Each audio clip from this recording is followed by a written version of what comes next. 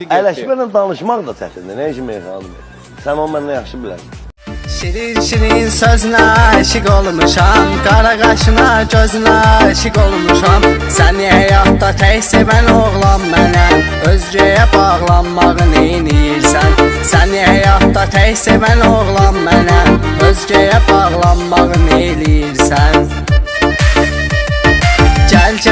Gəl ey sevgilim mənim, sənsən ötən ayım ərilim mənim. Sənsiz dünyada yaşaya bilmərəm, sənsən dəqiqəm və saniyəm mənim. Sənsiz dünyada yaşaya bilmərəm, sənsən dəqiqəm və saniyəm mənim.